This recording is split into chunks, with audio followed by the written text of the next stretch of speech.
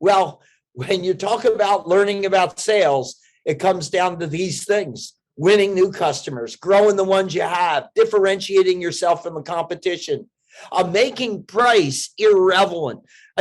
Price objections, let me just pause on that one. Price objections typically come from one of two areas. One, you haven't created enough trust. And two, you haven't created enough perceived value. But if you create enough trust and you create enough perceived value, the price objection tends to diminish, if not entirely disappear. And so how do we get trust?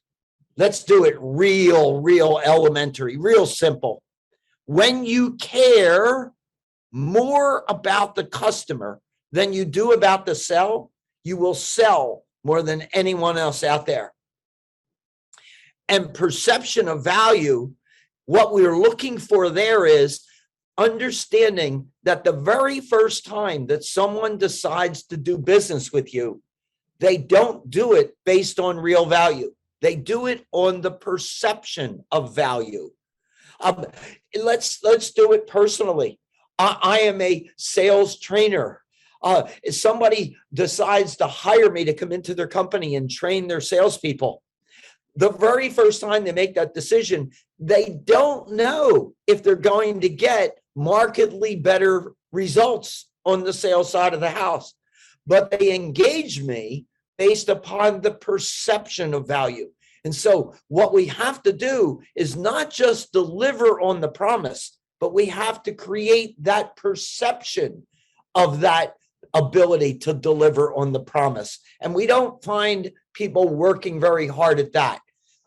Sales, and what you'll learn is the proven systems and processes of the sales pros. I've been at the sales training game for nearly 30 years. And as Daniel said, prior to that, spent 20 years building 6 companies into national firms in the US, 2 of which I sold to Wall Street.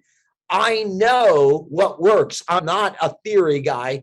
I'm a practitioner. And so the proven systems and processes of the sales pros, I call it modeling the masters. You want to do anything well in life? Find the people that have already figured out how to do it and learn from them. We talked a little bit about proactive pipeline management. We'll go into that a little bit further. And then building a differentiated touch system. The last time the study was done in this area, here's what they discovered. It takes 9 touches of your prospect before they know you even exist. 9 touches. And most sales organizations and salespeople stop at 5 or less. They haven't even heard you. You've wasted your time, your money, and your energy. Call reluctance is a huge thing that needs to be addressed in sales, and it's something that we can compete and beat. And so how do we deal with that call reluctance? And then one of my favorites, how can I make more money with less work? Well, here's the word that you want to write down in your notes: leverage. Because my definition is exactly that: leverage. How can I generate more business with less work? How can I make more money with less work?